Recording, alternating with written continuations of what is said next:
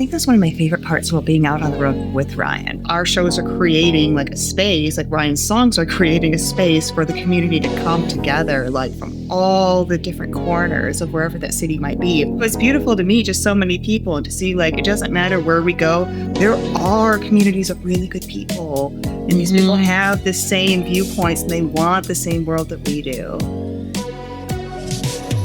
Hello and welcome to Power Beyond Pride, a weekly queer change-making podcast, bringing you voices and ideas from across the fierce and fabulous spectrum to transform our world. And we are live here at the Great Idea Studio, so that's an exciting thing for our first episode this week. Yes, it is. Did you introduce yourself? Oh my gosh, I did. That's how excited I am to be here right now. My name is Lukas, he, him, is, and I'm the owner of A Great Idea, a lifelong harm reduction activist, and actually a clear, big collector of records, if you're looking at some of my record set here. So I'm a vinyl enthusiast as well. And I am Mattie Bynum. I am the loudest person laughing at all times in the room because I am a comedian, actress, activist, dancer, in the dark, but sometimes in the light. Yes, clothing optional sometimes, you never know. Private dancer. Yeah, Tina is my favorite. And we're gonna have to license that. It's gonna cost us money. But yes, we are bringing you our show tonight, Power Beyond Pride, from the studio itself, and we have some of the most amazing people in our studio today. Today we have the award-winning singer-songwriter, actor, publisher, writer, activist, along with the group themselves. We have the wonderful Ryan Cassata. Welcome. And Kyle. And Lauren. Hi, y'all. Well, welcome and thank you all for being here and having a conversation with us today. It means a lot because you're on tour. So you're on tour with how many cities? It's like 18. a quiz. I started early. We don't really know. You don't really. It must be there on the back. Yeah, it's simply, We gotta count. 4, 5, 6, 10, 20. Oh, it's 20. 20. We're calling 20 cities. Yeah. Well, you did say you have already done 12 and you have 18 more. We've done 8 and we have 12 left. Oh, Yes, yeah. we're almost at the halfway point. Almost at the halfway point. Okay. And what is your favorite city? And it's this one. What is your favorite city? Well, this is my first time in Greensboro, so I can't wait to check it out in the morning. But Okay, assuming it's not Greensboro, what city is it? oh, geez, I had a great time in Dallas. It was my first time there too. The community was wonderful. Yeah, they were cool. Yeah, it was. Nashville too was awesome. Mhm. Nashville. Well, you must have got the big love because they say everything is big in Texas. So Yeah. And then we were in Jasmine Crockett territory. Yeah. So that's where we did our show. And so all of the neighbors were so sweet and just letting us know, like, hey, you know, we're not just supportive. Like, we want you to know that we're doing X, Y, and Z in the community. And we have these people in office. They were really proud about it. I love that because, again, I think there's a lot of communities, even in spaces that are designated kind of red, that are out there doing stuff and creating. And that's the history, right? There's always been, even in here in North Carolina, which is where we're recording right now, like there are definitely enclaves and communities that are coming together, recognize that they need to be voices of dissent. So I think that's powerful. And so what about you, Kyle? What your favorite city? So far, I think Nashville. Nashville. Super fun. honey chicken. Did you get to spend more time there? About a day and a half or so. A day and a half? Did you get out to any other venues? Oh, Lipstick Lounge. Yeah. Oh, that's It's fun. fun. That's very fun. I have my favorite Motown Mondays is over there. Motown Mondays in Nashville is chef's kiss. It's so good. What are we about? I really enjoyed Nashville too. Yeah. So that means you're going to go back? Nashville? Definitely. Spend some more time there? Yeah. Did you connect with a lot of fans there? Yeah, it's been really nice to connect with so many different people and hear their stories, and especially like the younger trans people. That's awesome. Yeah. That's wild. I love it. And again, when you're doing that, you have the performances, but are you going to spend time outside the performances really talking to community members? Outside of the performances, well, like not really outside of the venue much, but at the venue, we stick around. Like we don't hide backstage or anything. So we're like on the ground the whole time, meeting people and talking to people before and after the show. Yeah. So we get to connect with a lot of people. And then in some cities, we got to go out with people after as well from our shows. So that was fun. For the local food. Yeah. Local food, yes. I mean, especially in Nashville and Dallas. I do feel like you should have more rhinestones, though, if you're going to do Dallas. No? Well, I mean, it just depends on what part of Dallas. Are you at the Crystal Ballroom? I mean, where were you all playing in Dallas? Oh, where were we? It We was at played in the- Franklin's Tattoo. We played in the backyard of a tattoo shop. Oh my gosh, that's I love amazing. it. Yeah, they had a deck. They only had 4 inputs. And so like we had a really stripped down setup, no monitors, just like, a really old school setup. That's awesome. Very punk rock. Very punk rock. Is that also what you're seeing among community members? Like, are they like these house shows are amazing? Yeah. I've been to a few house shows, and I find house shows to be so Yeah. fun to do. Do you think people are turning more to house shows, to try and get more artists out in the communities? Yeah, I think so. There's a lot of house shows that are popping up. It's a good way to make it like not be just 21 and up. Like it could be all ages, or some of them are like 18 and up. But we are doing quite a few house shows on this tour, and I think people do feel safer in house shows a lot of times, like knowing that like, okay, there's only going to be like 30 to 50 people here. Like it just feels safer knowing like there's a smaller amount of people, especially right now. It's like the political climate. Yeah. No, Yeah. undoubtedly. No, I definitely agree because I'm actually about to go to a concert soon, and I just said that to a friend. I was like, I don't think now is the time to be in DC and in an arena with 5,000 Yeah. people. Like, it's kind of like, come blow me up, like that. Not in a bad way, but you got to be careful now because you don't know. One Yeah. of my favorite parts of the house show is that it feels really intimate. You're already in somebody's home, so it feels really welcoming. It's really easy to get into conversations with strangers. Like it's just a good time. I love that. No, again, I think it's communities kind of building spaces where there is that safety and security. Yeah. So that's awesome. Any suggestions for people who want to put a house show on? Clean your house first. I was definitely. Make sure your pipes are like in working order. Like if your bathroom gets destroyed, you're ruined. Wow. Like the bill could be terrible. Okay. So Yeah. So that's porta potties. It's not even bring your own. Can bring Yeah. clean and make sure your house is in working order. And do you feel like when you're talking to other artists that they're really opening the door to those house parties? That's a thing that people want to be doing more of. Because I know in the pandemic that was like one of the things that people started to look at when they started to do private parties, because they wanted to do mask and they wanted to create some more safe spaces. And then I've seen that trend kind of continue on a bit.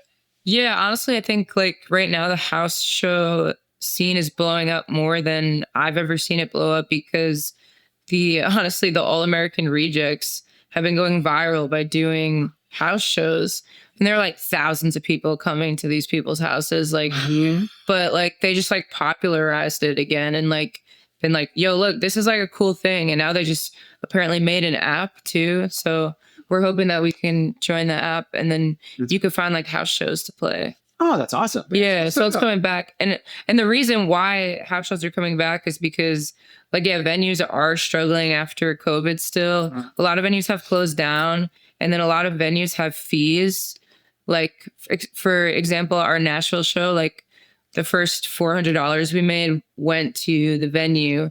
So my Cluck Hut, the soap company, actually sponsored the show so that we could like actually get paid instead of just paying the venue. Like, yeah. So is that a small business that came through and kind of helped support that? Yeah, local small business. Are you seeing also, because as a small business owner, like, are you seeing small businesses? Because I always try to encourage small businesses to be doing more activism, to be engaged in that. Is that also something that you're seeing in your work? Sometimes it's more rare. Like mostly they give product, but yeah, it's rare that someone would like cover a venue fee. Yeah. But more businesses can do that. They could and they should. Wonderful. Support Yes, the arts. Products are great, but please, a little bit of cash. Sponsors, Yeah. shares. That's what we're asking for. Sponsorship. Yeah. Yes. Well, supporting the arts. I definitely agree. I think that's something, we promote that all the time, especially with the children, within school, within your community, just in general, because without arts, you don't have a way to express yourself. So, well, with NEA funding being cut and so many of those channels being challenged, right? In terms of the content that's being out there, getting stuff that's queer inclusive, getting stuff that's even talking about social justice is itself going to be a challenge, I think, right? And that, like, in this current moment, are you feeling that censorship and that, are you feeling any of the brunt of that? Because the current conversation is really starting to move toward limiting speech, starting to limit, more presentation. Are you feeling that? I'm definitely feeling it online, where a lot of my posts are just like, they're not being seen. And you could tell only like 60 people viewed this. Like 60 people viewing a post on an account that has 130,000 followers, like, doesn't make sense. And like, I could tell, like, oh, it's because I use the word queer in the caption or something, like trans, like, especially trans. Trans is definitely being censored, I would say. I think that's just a word that people are just afraid of at this moment. Yeah. All around. Yeah. But do you think that's going to then yield possible new channels? Because I know there's something called Hey Fam that's now launched, which is trying to be queer friendly and try to create a queer friendly space. So called Hey Fam. They're just brand new, and so they're developing. Do you think that this is an opportunity to also, like house parties, kind of go and build some of the solutions to get around essentially what is going to become a more restrictive environment? I think so. Like, we need to be in control of our own apps as queer people, like, that we're using, because obviously, like, Instagram, Meta, like, I mean, if you scroll through Facebook, my algorithm should be showing me like liberal stuff, and I'm seeing like the most conservative stuff suddenly, and I'm like, what is this? You know? It's very funny because Facebook, Meta in general, made it a point that they weren't going to start restricting, and they weren't going to fact check, and they weren't going to do all this stuff. Yeah. And now all of a sudden, I'm like you. I go on Facebook and I'm seeing things. And I'm like, I don't follow these people. I already follow this content. Why am I seeing this content? Yeah. So I definitely agree. And it's all stuff that you're like, this shouldn't even be allowed on the internet. It's hateful. Like, these people are part of like Facebook hate groups that they like will post my stuff in, and then like within an hour I'll get thousands of hate comments. So I want to ask though, how do you deal with that? Because you are in the spotlight. Yeah. You are a celebrity. And in today's climate where everything that we say is being targeted, how do you handle that? Yeah. A lot of it, of course, like most of it I don't respond to at all. And then every once in a while, like, you know, I get pissed off and I'm just like, all right, I'm going to like bite back a little bit, but I'll try to do it in a way that I'm like making a joke of them or like the comment they said. Like, it's always similar types of people. If you go to their profiles, it's like, can I be honest? Yeah, please. It's always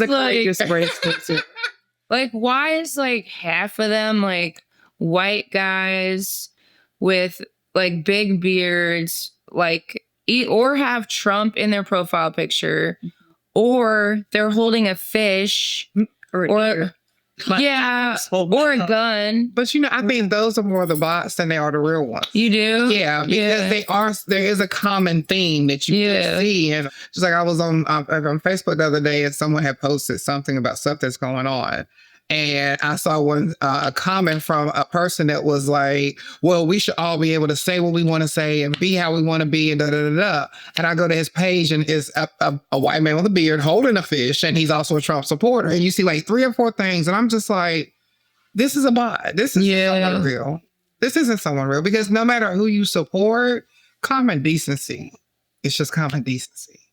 Yeah. Human beings are human beings. You know, so well, and that's the thing is it's been successful as a model, right? Like the problem is that it worked, and so I think maybe as activists, and we're gonna take a second and pause here for a break, but like maybe when we come back, we can think about what other opportunities can we as a community then think about to like what's possible in creating alternative channels, like other ways that we're going to have to be, because, you know, social justice has been infringed upon for centuries, a very like entirety.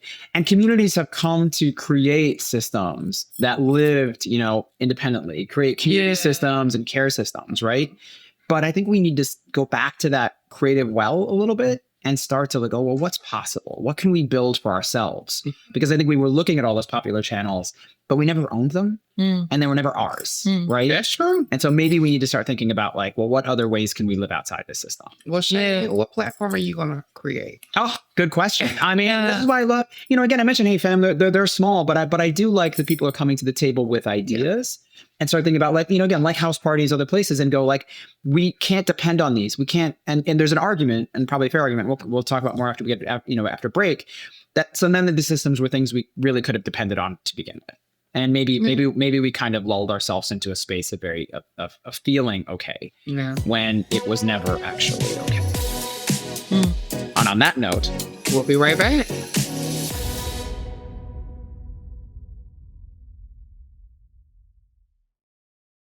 Welcome back to Power Beyond Pride. My name is Mattie Bynum, one of your favorite hostesses with the mostest. I'm telling you, I'm always the loudest person in the room, whether it's the color I'm wearing or the sound out my mouth.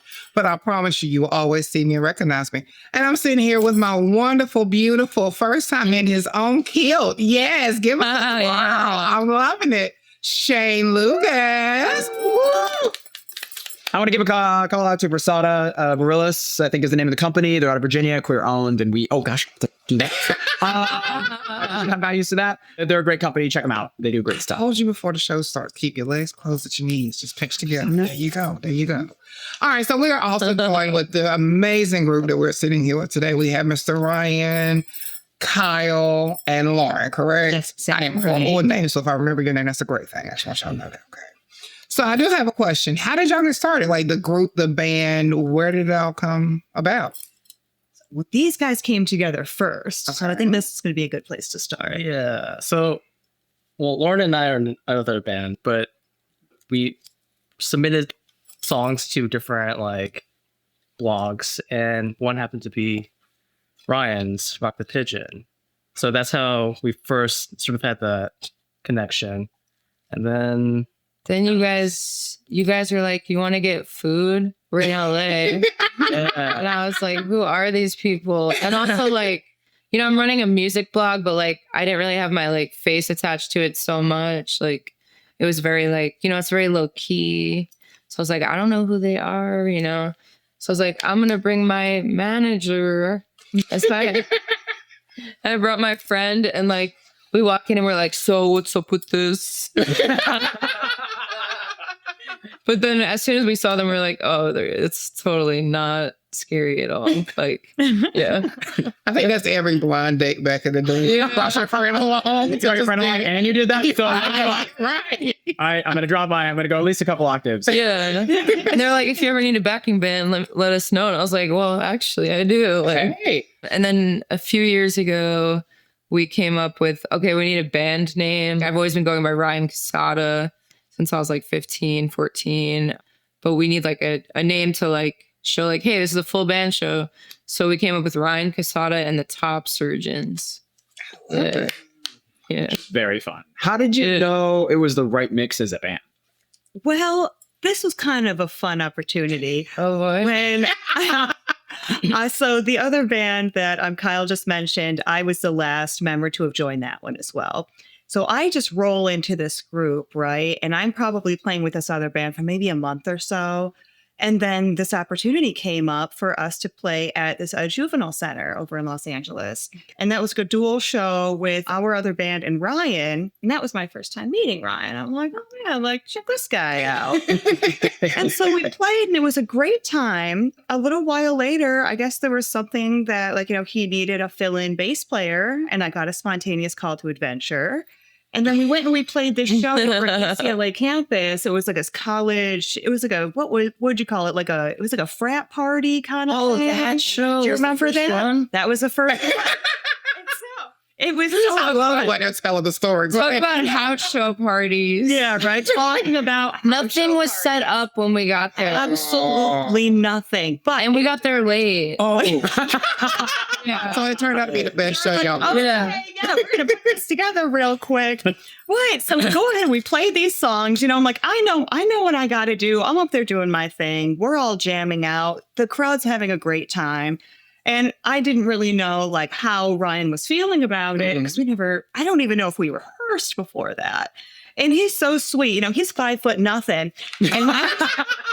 And I'm standing behind him and then he just turns back at me and he says, that was really good. I was like, oh, God, I'm so glad. And so now it's been like 6 years or so, or like 5.5. So it's been a really good time. Been on a long. Lauren, I have to ask, since not only are you really good, do you make bass face? Oh, I make Yeah. all kinds of faces. I make You have- bass face. I make bass body. dance. Yeah, yeah. You do the whole like Because I know, I love that. I love it. So Ryan, because you run the blog and music is really important to you, Do you feel like music is also a good temperature to gauge how communities are talking? Like, is that also a really good way that you are seeing changes within conversations? Because I'm thinking about the number of trans artists who sort of, you know, again, come to the conversation these days and are doing incredibly creative things. Other queer artists, I mean, we at this point, like, throw a stone on the pop chart and you can hit somebody who's, you know, somewhere along the queer spectrum. Yeah.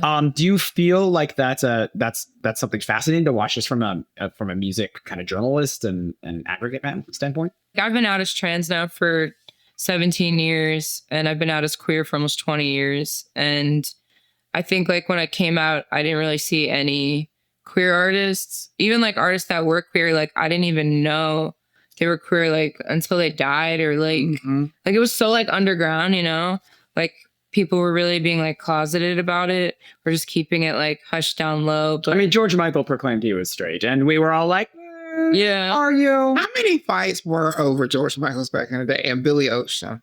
I really, but even punk bands like Revolting Cocks, and like you had all these different bands over the years who, you know, you just had amazing bands that were always queer, I would think queer affirming, but like you didn't really have a lot of people talking about it. Yeah, exactly. I would say the trans liberation started really big 10 years ago, within the last 10 years. Because if you go back 10 years, like you said, there's not a lot of people that were out publicly. You may have somebody that knew the inside tip, but to be public with it, that's within the last 10 years. Yeah, I mean, you had Jackie Shane. Yeah, I mean, when I came out, Chaz Bono came out maybe a year after I came out, and You were setting a trend. yeah. I love it. And there wasn't really that many people out then, and then like eventually like Caitlyn Jenner came out, and also Laura Jane Grace of Against Me. So like I watched people that were like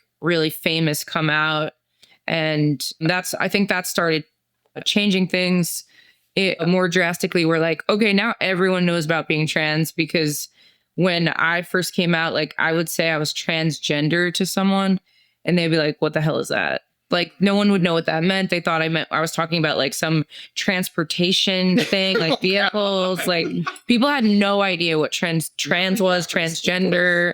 We didn't even say trans back then. So it was just like a way different time. And now there's like so many trans musicians. Like when I was like coming up, like I could name off the top of my head every single musician that was out as trans. And now like I probably find a new trans musician like every day, you know, That's awesome. out and doing their thing. So And I love it. I love that people feel comfortable too. yeah, it's great. Is that also part of the democratization of the media? In other words, because there's less controlled avenues to release music, that now you can, as an independent artist, you can really get out there. Like that's part of, to me, what the internet kind of opened up. It had a sort of double-edged sword on it, but like, I don't know if that's the right metaphor, but essentially like it opened up opportunities for people to release music on their own and build up an audience. Yeah. So it didn't get like major airwaves. But you mentioned like Laura Jane Grace, who's like amazing, but like that's the first musician I know of from the very public sector, like very public rock.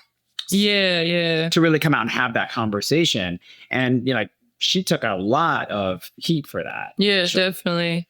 Well, I mean, the internet's been around like for my entire music career, and I used to just like record demos in my bathroom because I had the best reverb, like through my MacBook with no mic, and then just burn CD after CD and write all the tracks with Sharpie, like one by one, and sell them at school and at shows. Like, so people have been able to like release their own music like forever. So I don't think that's like what has pushed more trans artists to come out. I just think like visibility has been increasing little by little. And like now we're seeing this like big jump, of course, because of like what's happening politically.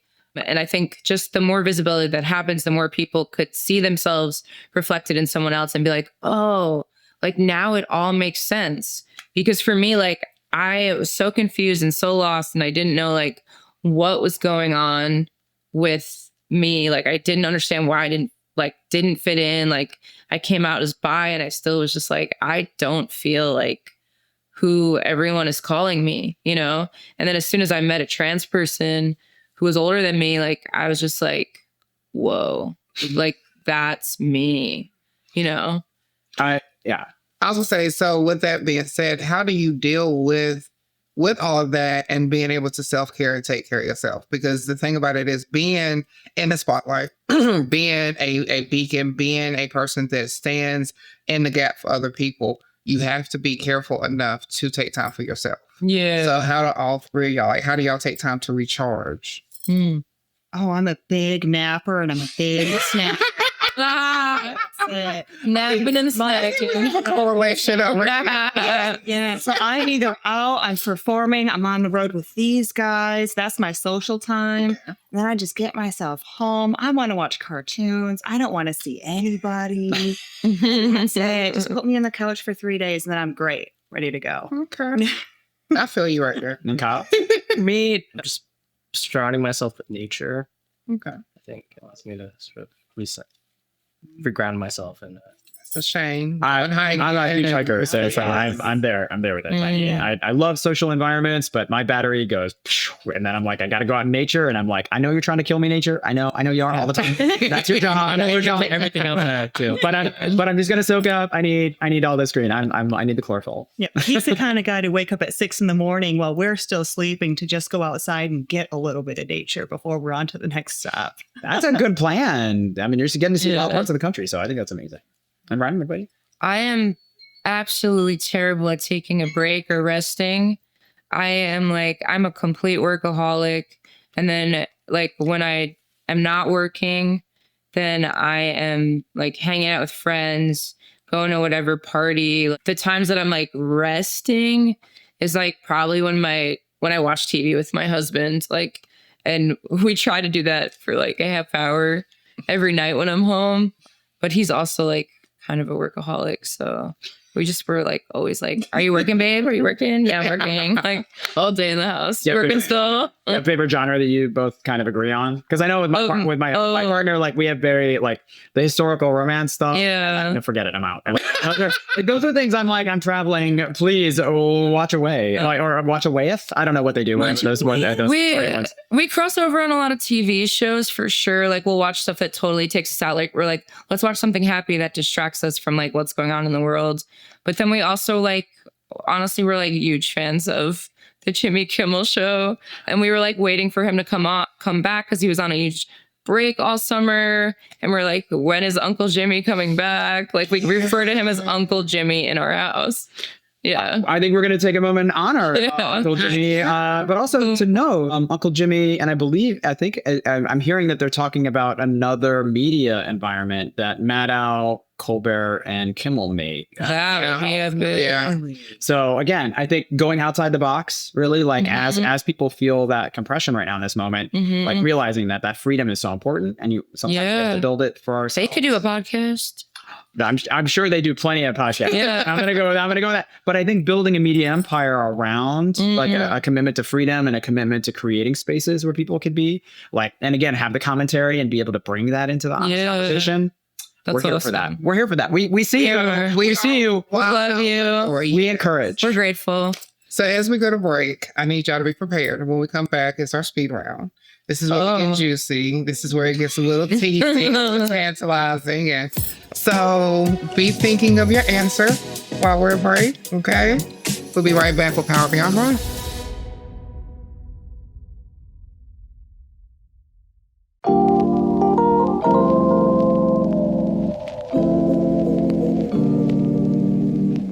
Hey, this is Sean Aaron, he, him, his, and I'm here to tell you about Them Boys Podcast. I'm the host of Them Boys Podcast, and as a Black queer trans man, the podcast amplifies the voices of other trans men of color as we share our transition stories.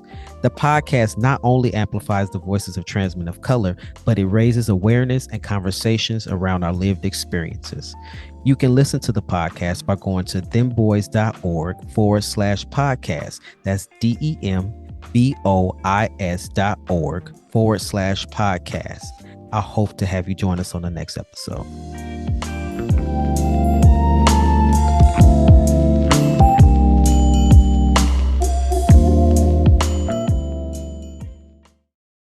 Are you looking for a way to make your philanthropy more meaningful and more aligned with social justice? Meet New Moon Network. New Moon helps individuals, institutions, and foundations move their dollars where they matter most. into grassroots movements advancing the rights and self-determination of people in the sex trade. If you're a funder ready to move in solidarity with sex workers and survivors, this is your invitation to come learn about our movement and help fund meaningful advancement for sex workers' rights. Reach out to us today at contact@newmoonfund.org and take the next step toward funding with purpose. Welcome back to Power Beyond Pride. I'm Shane Lukas, and I'm here with my amazing co-host, Mattie Bynum. And we are talking with Ryan Cassata and the top, I always get this wrong, and the top, what is it? The top surgeons and the top surgeons. No medical license required. With Kyle and Lauren. Yes, no animals nor people have been hurt in the making of this episode. I think you show your age a little bit. We're in our shows. Or any of the shows. We do bring inflatable balls to every show, though. I mean, who doesn't like balls? Fans balls. Yeah. Fans balls. Who doesn't like balls? I'm a fan. Everyone. I'm not. Hell, if you ever, that might will leave that one to myself. Anyways, all right. Yes, everybody loves balls in some sort of fashion. So, some sort of balls. I'm just saying, hey, a rose has a ball at the end of it at some point. So, okay. With that being said, I don't even know how to respond to that. You got it, done. This podcast has been brought to you by balls. I'm listening. So if you can't tell, we're really having a good time tonight for this podcast. So I do have a question, because I really love how at the end of every performance, y'all have this space to where people can ask questions and answer. So that way people who may not be LGBT living, they may be affirming or, allied. It gives a space for everybody to leave more educated so they're not ignorant in this world. So what made you offer that space? Yeah. Well, when I was first starting doing my college speaking, I was doing middle schools, high schools, colleges, conferences. So there I would be asked to speak, but I was so afraid to speak that I would bring my guitar and play a song. And I was like, oh, okay, this is makes me feel okay enough to actually speak and share my story. So then I just started putting music into all of my speeches. And then I would do a Q&A at the end to wrap it up. And I still do this a lot. And that would be in a more formal way of doing it, where people are asking a question in front of a bunch of strangers, usually, which is also intimidating. At our shows, though, I try to hang out at the merch table as much as I can. And yeah, every show people come up to me and talk to me and ask questions. And a lot of times, there's people that pull me aside and they're asking about coming out and things that they are probably too afraid to talk to their friend group about or their families. So I think it's important for me to be out there. I feel strong enough that no matter what they say, I could handle what they're saying and the impact that will have on me emotionally. Because I do consider myself very empathetic. Often when a good person is crying to me about their trans experience or whatever they're going through at home, I'm just trying so hard to hold it together too. I'm I could feel how this is affecting you, and it makes me feel really sad for you. And I just I'm always can I give you a hug? I always want to give people a hug. And I just try to be that person, because when I was a kid, I didn't have that, not from another trans person, and that would have made things a lot easier. Just having those interactions every once in a while, would have just made everything a lot easier. So yeah, I try to be who I needed when I was young. I find it really powerful after a show when parents with trans kids will go up to Ryan and ask questions about how they can better support their child. And that's beautiful. Yeah. Because it's showing not only are you affecting the child and giving them a positive reinforcement and a role model, but it's also creating a space for everybody to grow and learn. Because that's really what we want. We want our community to become everybody's community. We want to have just one big picnic at the end of the year instead of multiple different ones. And I think a lot of times, like you said, people are scared to ask questions. not so much scared to ask, but sometimes to offend because they don't know how to ask the right question. Because like, what if you don't know what to say? Or, Yeah. Especially, or like with people's pronouns. Like I have a friend now that cracks me up. If she don't know someone's pronouns, she just stands there and wait for them to start to speak. Oh, yeah. And I'm like, that's so wrong. Like you can't do that to people. Yeah. But she's like, I don't want to offend nobody. I'm like, but you're just looking like a nephew. Like you're just there. Waiting, so I think Just ask them. right. But some people don't know. You know what I'm saying? Like they don't even know how because they think that even that's offensive. Well, I mean, like meeting Ryan. Like Ryan was the first like trans man that I met, and so like that was my introduction into the trans community. So as like a cis woman, it took me some time to also understand like how to navigate through that, right, and to be able to be comfortable making that quick disclaimer. Like, I'm sorry, wait, what are your pronouns? Okay, that's so, It's also easy to ask someone. Like you could just be like, hey, my name's Ryan. I use he, him pronouns. What's your name and pronouns? And it just makes it like normalized when you're also saying yours, Yeah. I love that because that kind of question and helping people, I think, understand because navigating that example question is really important. But questions are actually what we're going to move to here because it is time for speed round. And we have some questions for all of you. Speed round, you can't really spend time thinking about the questions. We have a few. I'm going to throw a few in this mix myself. Because this is our chance to get to know you even a little bit better. Thank you for being here, and we'll know how you feel about after you get these questions. All right, so first one, I'm going to ask all of you your go-to comfort food. Oh no. That was a lot. Did you freeze? It was like a freeze condition. I'm trying to get What's your go-to comfort food? Honestly, sushi. Oh, Yeah. Do you have a favorite roll? I like just a salmon roll, just salmon and rice. Nice and easy. Yeah. Simple. Yeah. Do you wait without the wasabi? Without, just gonna go off and do. I don't even use any sauce. Yeah. Wow. I like to keep it simple too. Buttery noodles. Oh, okay. That's delicious. Kyle? The pressure's on. I think just spaghetti. It's Spaghetti comfort food? yeah. Balls or no meatballs? We've been talking balls now. And I don't do meatballs, but I do throw in some sort of protein. Protein. Okay, that sounds good. Very good. I love it. The comedian in me has so many jokes in that. But we're going to move right along soon. What is your favorite way to spend a rainy day? I like to spend a inside with my girlfriend, just snuggled up on the couch and watching a movie. That's my kind of day. If it's by myself, then I will go run or ride my bike outside.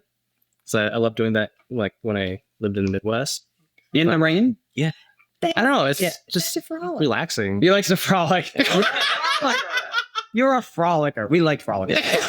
We're a fan of frolic.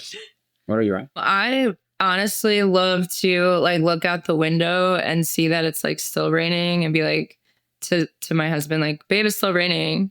Look, it's still raining. Like, that's totally me the whole time. So Can you believe this? Your other job is It's like LA, it doesn't rain. You're like a meteorologist? Is that You're right. I wanted to be a meteorologist when I was a kid. Like, so badly. I was like, I will be a meteorologist when I grow up. So we have Ryan's other career is as meteorologist. That was what I wanted to be when I grew up. That is a I love that. Do you have any meteorologist jokes? Because they all had the really bad jokes. I don't have any jokes. All right. Well, we'll come back to that. But now I feel like you need to do a music video at some point to where you are a meteorologist. Yeah. I think that would be. I think that to fulfill the dream, I'm all about it. So, what's the last bop that you couldn't get out of your head? What's the last song that you couldn't get out of your head? I think you stumped them. Daisy's Justin Bieber. Daisy's from Justin Bieber? Song. Ah. So it got stuck in there and you were just, Yeah, for sure. Okay. Kyle? I think mine was a Love Shack B-52 because we were out at a karaoke night and I was asking Kyle, I was like, hey, Kyle, do you know Love Shack? Because like, I don't usually do karaoke. And I'm thinking like, if we were to have enough beers in us, maybe we can get up and go. So because you did that now, because it's karaoke, are you going to do the one major call out, the one major point in the song? Are you going to do it? Tin Roof? Yeah, we're waiting. Oh, of course. Right now? Right now. Tin Roof. That's all I got you. I can't sing the song. You forgot the rest. Somebody else got to put the roof. Are we gonna? Okay. All right, come on. My first concert was B-52s, Okay. by the way. Okay. Oh yeah. Okay. Do what I'm gonna do. Take two. Yeah, no, Get on ready? the rest tape. We're gonna get on that rest. Yes, I'll be on it. Rusted. Okay, what do I do, Kyle? I think Believe by Cher. Oh, wow. That's always in my head. There's a lot of callbacks. Y'all are bringing back the retro. I love it. Yeah. Look at that. Ryan's like, I'm from this I'm like from this country. And you all are like calling in from like, I don't know, Casey Kasem. Do you know who Casey Kasem is? Oh, good. Don't do them like that. Don't do them. Don't do that. Because if they'd have said no, then I've been pissed off at you. You know who Casey Kasem is. Don't put us on the spot like that. Okay, perfect first date. The first date that I had with my girlfriend Chase was the best first date. We were in West Hollywood, Rocco's Tavern. We met for the first time. I cruise up on my bike and I'm wearing my rose sunglasses. She was probably thinking like, who the hell is this? And it turned into a 6-hour, 8-hour date. We just walked around. We got a bunch of stuff to eat. She forgot about her dogs at home. And so it was such a good date that, you know, she kind of forgot about all of her The poor dog. important responsibilities. You're just like, oh no, I gotta leave. Yeah. So what was the second date? Wait a minute, that's still a conversation, but how do you talk that? Like, a first date is supposed to last 8 hours. That's how we knew though. That's how. Oh, Kyle. No pressure. You got an 8-hour date. Right.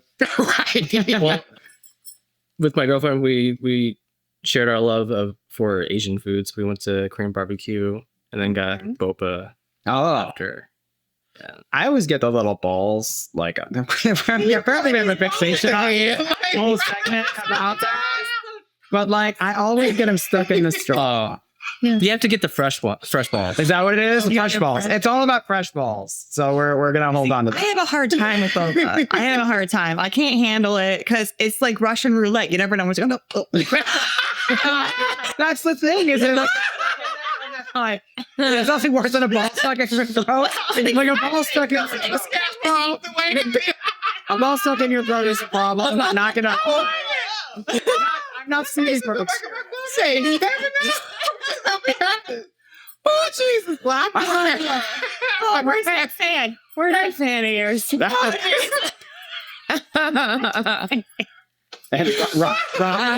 You have lots of. I was also afraid of boba. I was afraid of boba and choking on the boba. And then when Steph, my husband, I met him on an app and we met on a hookup app. But of course, I was like on a hookup app, but I was like, I have to like meet up with you 3 times before we hook up because I don't trust anyone right now. I admire your. Yeah. So is that the now version of the 3-month rule? Yeah. So 3 hookups. No, 3 dates. 3 dates, then hookup. Yeah. So not 3 months. Yeah. Just to weed out the crazies. You know? Oh, Hey, they'll stick around. It's so good. Anyway, so 90 days, like now, you know. I'm saying sometimes those first time crazy are so good. It's just that they knew where you lived. Like, and that was. Yeah, exactly. So yeah, he asked me, let's go to boba, and I was like afraid of it, but I was like, oh my gosh, you're so hot. Like, yeah, we'll go to boba. I didn't even tell him I never had it before, and that I was like afraid of choking on it. I didn't know what to expect. I don't even like milk, so that was also like. So I literally ordered my boba without milk, which was odd. And no sugar. I do a dry balls cup. Which you're more likely to get caught in your throat, I'll be honest. That's right. I interested in liquid balls. Tea with balls. It was but yeah, we got boba and then we walked around K-Town for like hours talking, getting to know each other, being cute. And then at the end, he kissed me against a tree, and that was really cute. And I called my friend. I was like, "Oh my god, this guy!" You know. We live on, and now we're married. So, because I want to go walking for 8 hours. I don't know my thighs want to go walking for 8 hours. We were walking 8 hours, but we were walking. And I've never had boba tea. So I've never played with ball. Wow. First of all, the last part is not. And me being the queen of who I am, I have not had the ball and the Russian roulette and the choking. I've choked, but I feel like there's so many. I'm not. We're leaving that alone. We're leaving that alone. But and I do want to come back to all of you in LA. That LA, and California brings a lot of opportunities for people to explore things. What's your favorite secret haunt? Which we're no longer going to make a secret now in LA. What's a haunt? Oh, it's kind of like the place you go, like the place you go, kind of to bring you joy. Like, what's the space to bring?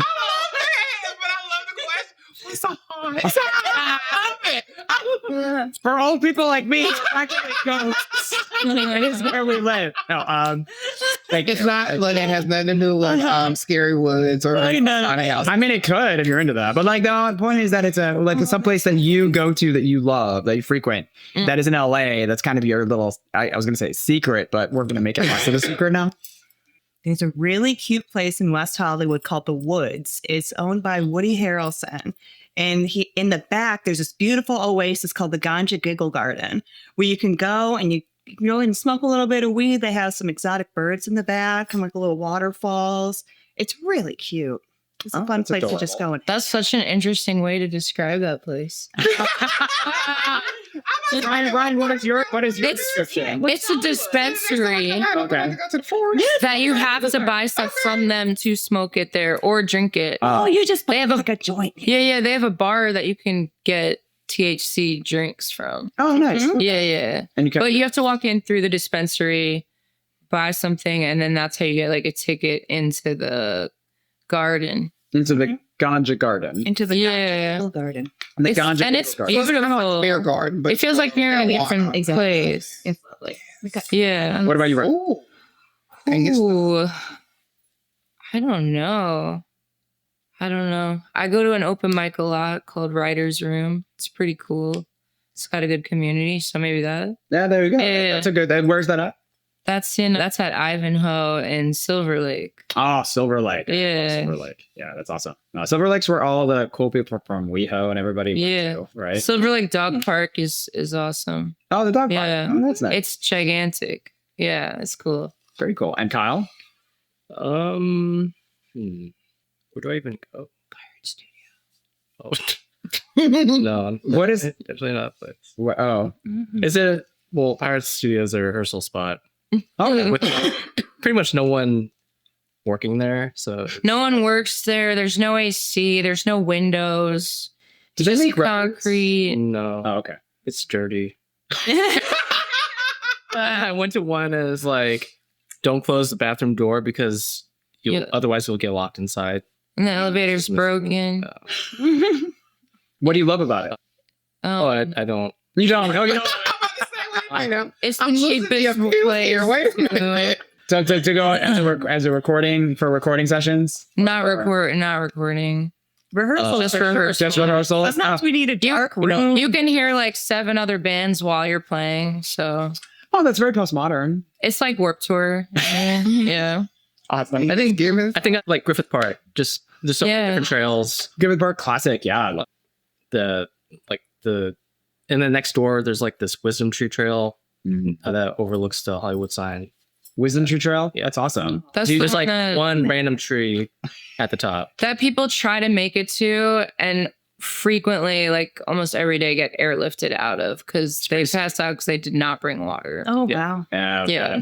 That I believe. Have you ever seen a wildcat there? Because don't they have? Okay, are there occasions where they have animals? Lions? Yeah, the lions. We had our lion P22, but he passed away. Rest in peace. Rest in peace, 22. Yeah. Awesome. Well, moment for P22. Yeah. The two fellow Leos sitting here, so we really got, We feel that Leo energy. We just feel like we. Was he a lion? What was he? Mountain lion. Yeah. Oh yeah, it was a lion. Yeah. So this is a group question. Since y'all are traveling, out of the three of y'all, who is the messiest and who is the tidiest? Whoa. I don't know. You like We're pretty neat. Yeah, we're great. Which is probably why we haven't been in any fights yet. Yeah. That's good. A That's good. good lesson for any band going on tour. I think. Yeah. Keep. Well, every time we're at a rest stop, I'm like, who's got trash? Get rid of your trash. I am the person who usually sits in the back who's surrounded by all the crap. So, like, it's possible that I'm the dirtiest one because I have, like, the 4 snack bags of stuff. The things I might want to get into while we're in the car. We're like, Lauren, can you put this back there? And I'm like, no, we're like, sure. Nothing, everything can fit. Just put it in my seat. I'll figure it out. But you're not going to be the most protected one if anything ever happens because you got all the stuff around you. All this stuff. Yeah. Okay. It's like an armadillo. Like, not armadillo. It's cozy, but I was going to say target, just go down. But So we asked this also of our guests. What does power beyond pride mean to you? To me, it means going beyond just celebrating who you are and making it so that we can pave paths to freedom so other people are also able to celebrate who they are. So it's doing the activism work. Love it. Yeah. Thank you. What do you all think? Just being a part of this movement and creating the safe space, like a community where people can go and express themselves. And yeah. When I hear power beyond pride, I think about what is the most powerful thing this aside from being proud and having pride for who you are. And I think it's the fight to be consistently comfortable and at peace. So that's my favorite part of this mission, is to try to spread pride and love and to make people feel more okay. It'd be nice for everyone who is different to be able to wake up in the morning and feel peaceful and comfortable their entire day before they fall asleep. That's beautiful. Thank you. That's all beautiful answers. Thank you so much. I love Thank you. Yes. All of them are beautiful. Maddie, do you want a handkerchief? I was just saying, this is my spirit animal. Anybody that starts the answer with repeating the question, I'm right there with you. I'm just telling you. I love it. Let's go. So I will say thank y'all so much again for coming on the show today with us. Or this evening. It's not really daytime. It's kind of nighttime. But thank y'all so much for coming on the show. It was so fun. Yeah, thanks for having us. We love it. So real quick, social medias for everybody. Where can people follow you? Yeah. You can find me at ryancassata.com and at Ryan Cassata on all the social medias. And I'm on Instagram and YouTube the most.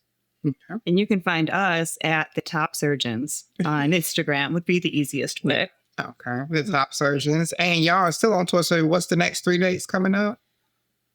We got Greensboro. Yeah, what's it? Wait, hold on. Greensboro Pride tomorrow. Then we're going to Pittsburgh for Hearst Fest. Then we're going to Philly to play at the Nail. And then Indianapolis. Then Indianapolis. Can't just all the way through. Madison, Wisconsin, Minneapolis, Minnesota, Denver, Colorado, Albuquerque, New Mexico, Ventura, California, Los Angeles, California, and then Long Island, New York. All right. Some of them are random one-offs. Yeah, that I put on the shirt. Yeah. So if you're near one of those locations, please come out and see it. You will enjoy yourself. I promise you. A hilarious group of people, but amazingly great, talented artists. And I love it. I love it. I love it. Thank you. We thank y'all so much for coming. Thank you. Thank you so much. We would love to have you back on the podcast. So we'll keep an eye on you on tour. And again, everyone follow them on social media. Download the music. The music's also available, right? On yeah. Where are they able to get the music from? Yeah, the best place to support is Bandcamp, where you could buy physical copies of records, CDs, and vinyl to keep us afloat. And you could also stream it digitally as well.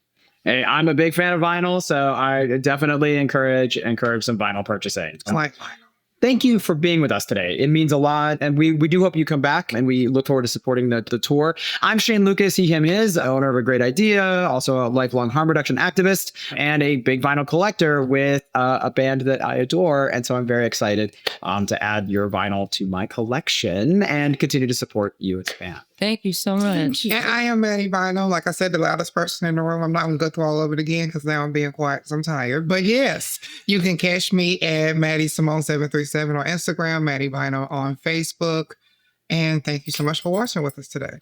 And you can remember to subscribe and get your friends to subscribe to Power Beyond Pride on Spotify, Apple Podcasts, or wherever you get your podcasts, including YouTube as well. And check out our site at powerbeyondpride.com. Power Beyond Pride is a project from A Great Idea, a queer-owned design and content agency. Learn more about them at agreatidea.com. And this episode was produced by Shane Lukas, project manager me, Mattie, and our developer is going to be Ian, and I'm Jared Redding. And we are part of a 7-member co-host team from co-hosts all around the country. And so we also do every month a Reply All episode where several of our co-hosts get together, talk about what's in the headlines, as well as take your questions. So we encourage you to send your questions in at powerbeyondpride.com where we will answer them. And so check out Power Beyond Pride once a week. Here we are. Enjoy us. Thank you all for being here. Thank you all for tuning in. And we look forward to seeing you next time. Power Beyond Pride. Thank you. Community organizers, are you ready to unlock new levels of impact? A Great Idea is offering a fantastic collection of free downloadable tools, helpful white papers, and so much more.